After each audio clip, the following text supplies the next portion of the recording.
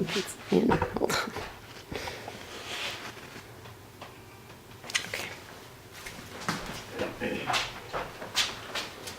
Okay, so 6 years ago and working in oncology, I encountered a man with tears in his eyes, sobbing uncontrollably, his face disfigured from the multiple surgeries he has just undergone to treat his mouth cancer. As I approached him, he confessed that his tears were not related to his disfigurement, but the burden he now poses on his family. They are left bankrupt after the many treatments needed to save his life. What is even sadder is this man is a working American with health insurance. An article by Teresa Tamkins states that 62.1% of bankruptcies in America were medically related. Now, many Americans may be unaware that insurance plans only cover 80% of tests and lab work and require clients to pay large deductibles and high premiums. This gives people the false sense of security that they are safe with when medical catastrophe hits, when in fact they may not be. As a nurse in the medical industry for 7 years, and through my research in healthcare, I am able to offer this information. By requiring Americans to enroll in a tax-deductible medical IRA and regulating healthcare costs, we can ensure that each and every American is safe from medical debt in the event that they become chronically or terminally ill, thereby revering God's values for the respect for all human life, love for others, and compassion. In the next few minutes, I will discuss the flaws of our current healthcare system, explain the benefits of a medical IRA, and discuss the costs, the need to decrease excessive healthcare costs. First, I'll discuss the flaws of our system. According to the World Health Organization, the U.S. healthcare system spends the highest portion of gross domestic product than any other country, but it ranks 37 out of 191 countries according to its performance. While I appreciate the attempts to reform healthcare by the Affordable Care Act, I must still expose it for its flaws. Though it is working towards increasing the number of insured people in America, according to Guy Benson in his article, CBO, Millions to Remain Uninsured, Pay Mandate Tax Under Obamacare, it is still leaving 14 million Americans forced to pay fines and taxes because they cannot afford health insurance. One potential solution to assisting families with paying for medical debt is to enlist a federally mandated, tax-deductible medical IRA. Now, according to WHO, Singapore is ranked 6th among healthcare systems in the world. An article in Forbes magazine entitled The Myth of the Free Market American Healthcare and the Reality of Singapore's by Avik Roy. It states that the key to Singapore's success is its federally mandated health savings accounts.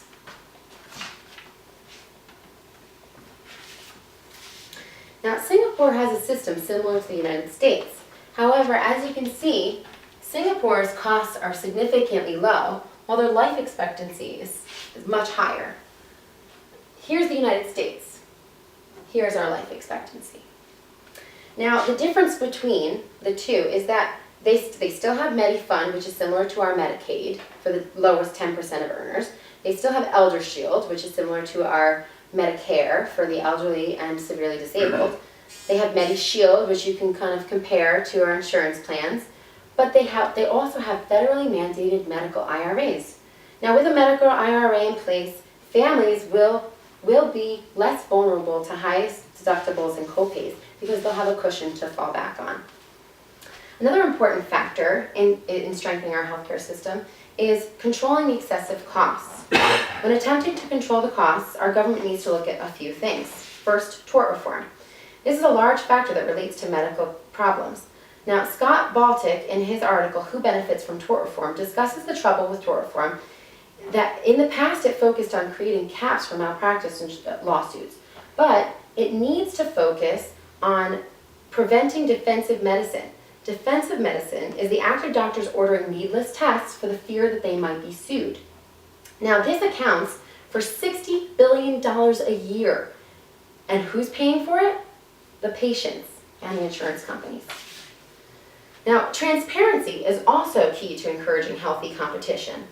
If a patient could easily see the cost of a CAT scan from facility to facility, then they can make a more informed decision on a less costly option. And lastly, we need to make insurance companies and hospitals accountable for not price gouging. If the government can regulate an oil company based on the idea that prices are, you can't increase prices excessively because it's unfair as people need oil to drive their cars and heat their homes, then couldn't they just as easily regulate healthcare, something people inherently need to live? Ralph Nader writes in an article entitled Medical Price Gouging and Wastes Are Skyrocketing, which discusses recent findings about hospitals charging 10 times more the cost to provide a treatment. I can understand the desire to make some profit, but 10 times the cost? That's greedy. Now, in response to this speech, I hope that you will be more aware of our flawed system. Open a tax-deductible health savings account. Many may be available through your states. Open your mind to the understanding that you have a voice when it comes to your medical care. If the doctor orders a CAT scan, shop around. Work closely with your insurance company to find a less costly solution. And speak out and vote on these issues whenever possible. Lastly, remember it is important to be prepared for your healthcare needs. Sickness is something that affects each and every man and woman at some point or another. We cannot avoid it, but we can be prepared for it. God values all human life, compassion, and love for others. We can help to be enforcers of God's values and make the times that are difficult for people easier by allowing the peace of mind knowing that their families will be safe from losing everything. Sickness is already forcing them to lose their loved ones. They need to lose their businesses, their homes, their life savings too.